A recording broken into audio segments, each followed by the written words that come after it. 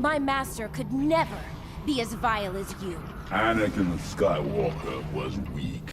In my last video, I discussed how Ahsoka Tano exemplified what it should have meant to be a Jedi. How even though she left the Order, she still followed its ground principles of staying true to one's convictions and becoming a servant of peace, not war. And while you're already here, you may as well go ahead and hit that subscribe button. Do it. And turn on the notification bell so you can see future content as it becomes available. Do it. It really does help me create new content.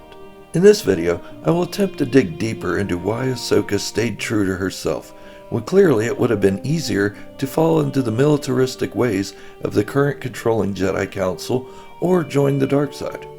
Also, what made the other Jedi fall so far from grace, and a critical thought as to why Dave Filoni wrote Ahsoka the way he did. Anakin Skywalker, the hot-headed Jedi. He had a bad temper and often couldn't control it or chose not to. He executed a village of sand people, or Tusken Raiders, for kidnapping and killing his mother, which is debatable. So let's look at him as a character. 1. He was found by the Jedi Master Qui-Gon Jinn. 2. His mother died in his arms. 3. He had visions of his wife dying during childbirth. 4. A few members of the Jedi High Council did not trust him. 5. He lost faith in the Jedi Order. All of this led to him turning to the dark side with just a slight nudge from Palpatine. I didn't include Padme's death because he was already turned at that point. Ahsoka Tano, the hard-headed Jedi Padawan to Anakin Skywalker. Well, admit it, in the beginning she was stubborn until she learned her lesson on Christophsis. She was kind, caring, and felt the good in beings when no one else could. Ahsoka was not afraid of a fight, but she knew when not to engage. Or rather, she learned when not to engage. 1. She was found by Jedi Master Plo Koon as a child. 2. There was no family to speak of. 3. Her people were enslaved. 4.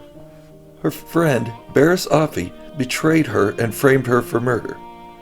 5. The Republic put her on trial, which carried a death sentence. 6. The Jedi Order lost faith in her as soon as she became a suspect. 7. Her master turned to the dark side and tried to kill her. 8. The clones she fought alongside for so long turned against her. And 9. Every Jedi she was raised around was either killed or in exile. None of this turned Ahsoka to the dark side. In fact, she seemed to have become more embedded in the light side of the Force. Ahsoka had gone through a lot. She was raised around the Jedi until she was around 16 years old. They were all she knew. However, after all of this, she decided to leave the Jedi Order and find her own way as a Force user. She used her talents for good and to help those who could not help themselves. She tried to hide her abilities after Order 66, but found it difficult as she wanted to help everybody she could. Anakin Skywalker went through about half the trauma that Ahsoka went through. He was also raised around the Jedi and the Order. However, he was very arrogant and self-centered. He chose the easy path, the dark side. He even killed children and his own wife, which is also debatable, and eventually killed his best friend. In the end, they both chose different paths. The whole time we see Ahsoka in the Clone Wars animated series and in Rebels, you do not see her do anything for personal gain. She isn't selfish, and she listened to her teachings. By the time we see her in Rebels, Ahsoka is wise and stronger with the Force. She is still helping others. Everything we have seen of Anakin shows his dark nature. He felt he was better than his master and even Master Yoda. He was very selfish and thought he deserved more. More power, more rank, more. Ahsoka was Anakin's balance in a way. To train her meant that he would have to teach her the right way to do everything. He would have to stick to the Jedi teachings. He was responsible for her life, her training, and her as a Jedi. When Ahsoka left the Order, Anakin lost the grounding. He gave in a little more to the dark side temptations. Ahsoka was the part of Anakin that did not exist. Anakin Skywalker taught Ahsoka well. Even though he lacked compassion, he taught it to her by the book. He taught her military tactics and how to respect her forces and gain their respect in return. He taught her that sometimes she would have to bend the rules of the Jedi Council to get the results necessary, but only when it wouldn't harm those close to her. Anakin was the part of Ahsoka that was missing, but she learned well how to be whole on her own. George Lucas tasked Dave Filoni with writing about a 14-year-old female character, something not many men could pull off. However, he did it. Ahsoka started as an annoying character, but quickly became a fan favorite to a lot of us. She is easily my favorite light side user. George Lucas could have easily left the light and dark balance between Obi-Wan Kenobi and Anakin Skywalker. That would have been sufficient. Instead, he gave us a role reversal.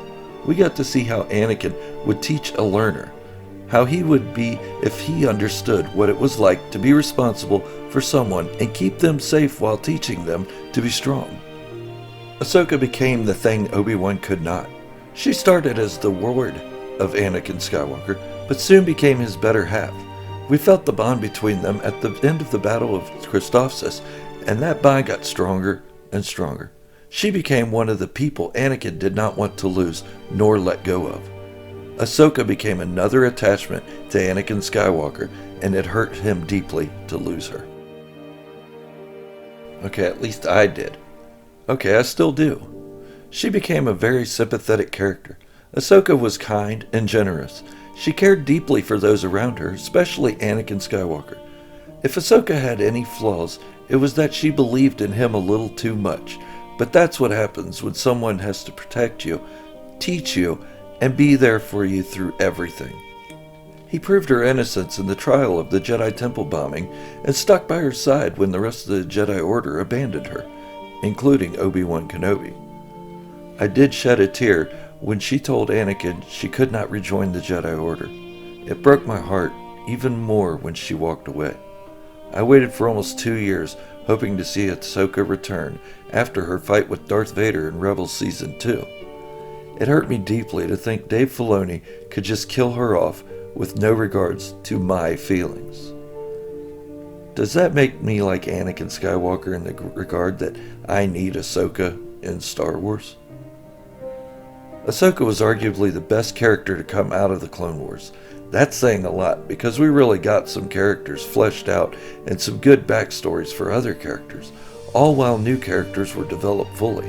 I mean, look at Maul, Count Dooku, Ventress, and Cad Bane, just to name a few. They were all great characters, but I did not feel for them the way I did when I hurt for Ahsoka. 2 characters came close though, Maul and Ventress. Read Dark Disciple, but that's for another video. Yes, I'm more of a dark side sympathizer, but Ahsoka has the characteristics of what a true Jedi should have been. Okay, so when I say she's one of the only true Jedi, I'm only comparing Ahsoka to the Jedi of her time. The only Jedi I think would be a match for her as a true Jedi would be Qui-Gon Jinn. He knew when he had to defy the doctrine and dogma of the Jedi Council. He helped people above all else and stuck to his convictions. Like he said, I can only protect you. I can't fight a war for you. I wish we could have seen more of him, but he was cut down as soon as we began to like him. Again, I'll save him for another video as well.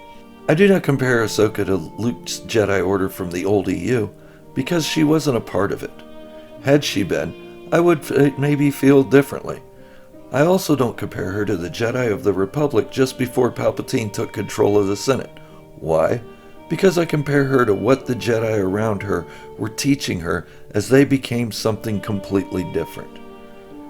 The Jedi of Ahsoka's time became rigid and almost seemed uncaring. Yes, they wanted the Clone Wars to end, but they were leading the charge with keeping it going by becoming military leaders. They had become servants of the Republic rather than guardians of peace. They were doing everything they could to win the war, but they weren't protecting the innocent people around them. I know all this is my opinion. I don't even know if anyone will read this or watch this video, but that's okay. My point of view works well for me. When I write about a character, I tend to write several pieces about that character. I don't feel there's enough time nor space to elaborate in everything I want to say. In this case, I will close out Ahsoka with this video. That is, until the Clone Wars Season 7 ends, or she joins another show, or she gets her own show. How do we make that one happen? There have been very few characters to touch my heart. Okay, I'd lied. Star Wars is full of characters I sympathize with. However, Ahsoka is a character I've watched grow. She's made me laugh, cry, and she's made me angry. I always want to see more though. Some fans don't feel the same way as I do though, and that's okay. Some feel she was the nail in the coffin as to why Anakin turned. That's just absurd. Anakin was responsible for his own actions. He had the choice to leave the Jedi Order but stayed. He had the choice of everything he did, but he chose the dark path. Ahsoka took responsibility of herself and left everything she loved because it was no longer working out for her. Ahsoka pulled at our hearts. We felt the betrayal of the Jedi Order.